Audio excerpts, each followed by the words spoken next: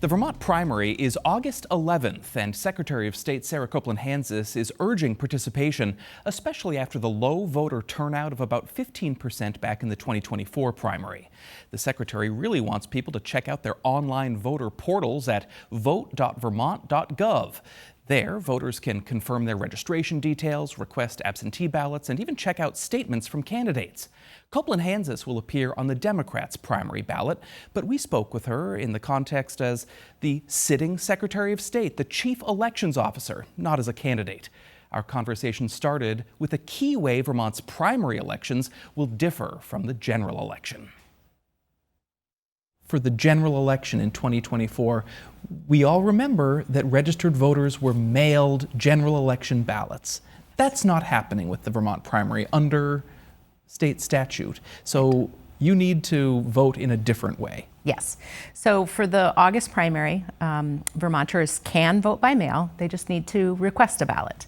That is super easy to do. All you have to do is either call or go to your town clerk's office and request your ballot, or go to your voter portal at vote.vermont.gov, and it's just a few clicks to get into your voter portal. You can confirm that you're registered in the right location, make sure you update your mailing address, and then you can just, with a few clicks, you can request your August primary ballot. Or you could vote in person early at your clerk's office. Absolutely. Yep. Clerks have ballots now. They're open regular hours. You can find your clerk's hours on your voter portal as well. You can go down and vote anytime that you'd like to.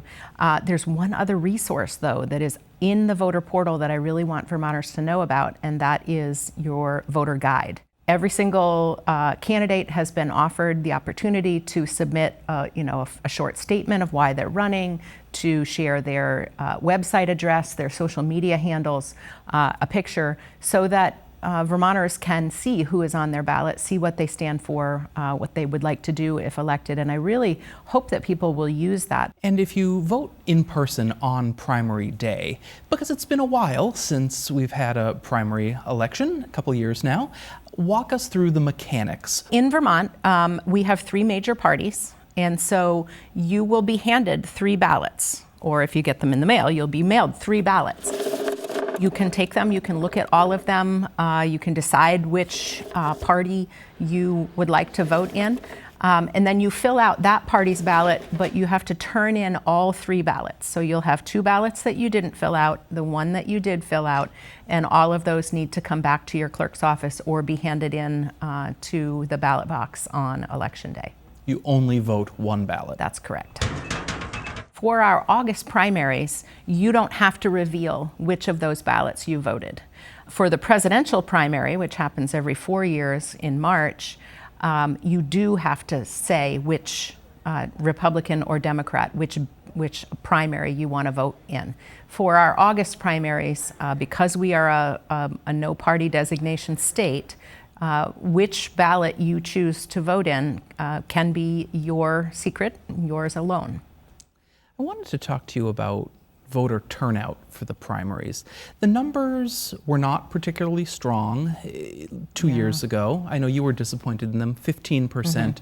The numbers had been higher before that. In 2022, a year that featured a hot race for Congress, 27%. In 2020, when COVID meant that ballots were mailed to people, 34%, pretty strong turnout. There were some years that turnout has actually been below 10%, like 2014, for example.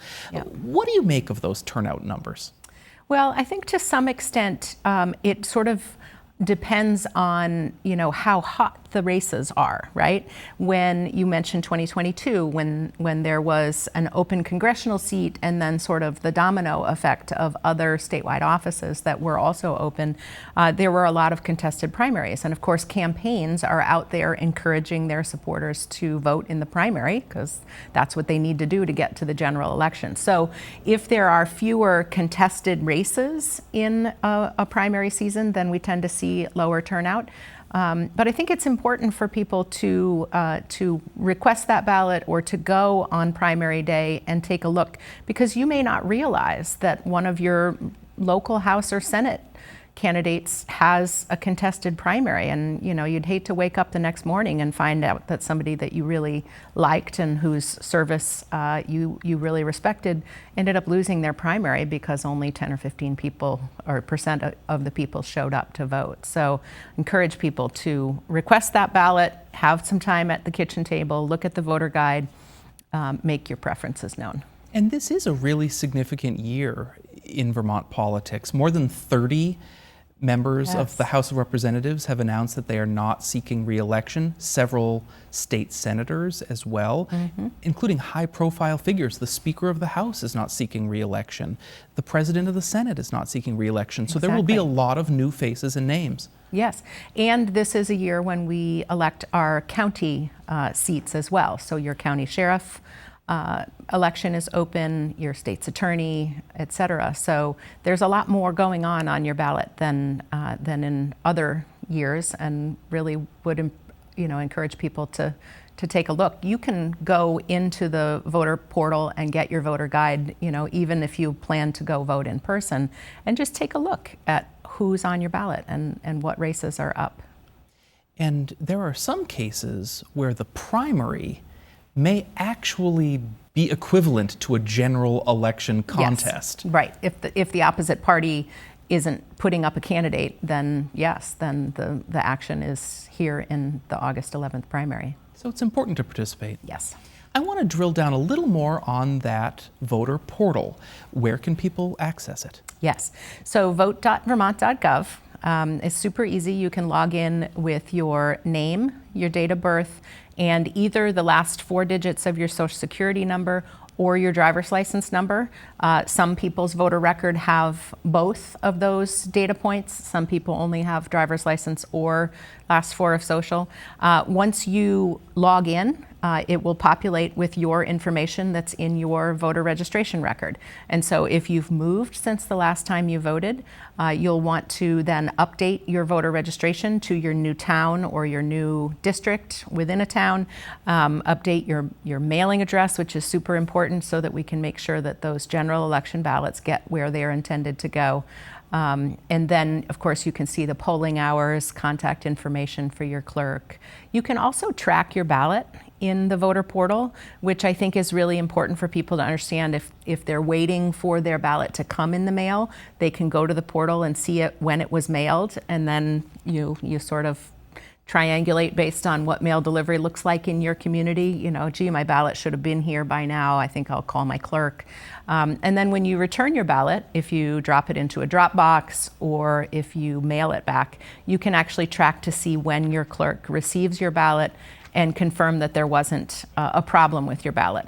If you forgot to sign the inner envelope, for instance, that would make your ballot defective, and you would need to go into the voter portal to cure that so that your clerk can count your vote.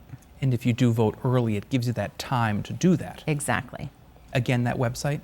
vote.vermont.gov. Sort of like one-stop shopping there. Yes, all the information that you need, including your voter guide, in one place. You know who might want to really use it?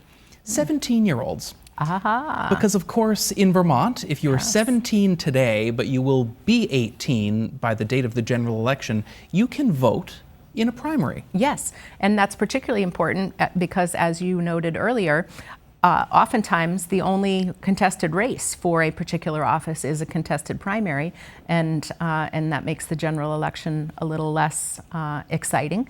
But yes, 17-year-olds can vote in the primary if they will be 18 before the general election.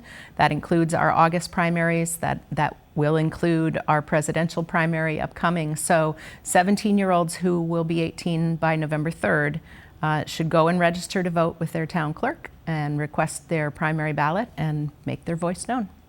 And for everyone else, in Vermont, you can register to vote right up till and even on the day of voting, correct? Yes.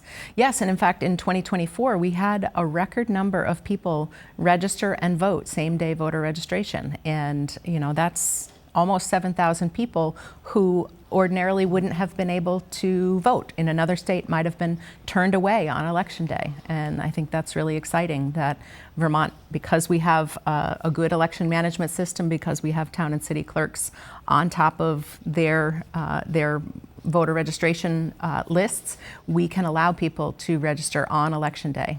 Make your pitch. Why should people participate as voters on primary day? Yeah, I mean, this is really foundational. In a democracy, it is supposed to be our right as citizens to tell our government what to do, not the other way around. We don't receive orders from people on high. We get to tell our leaders what we want them to do.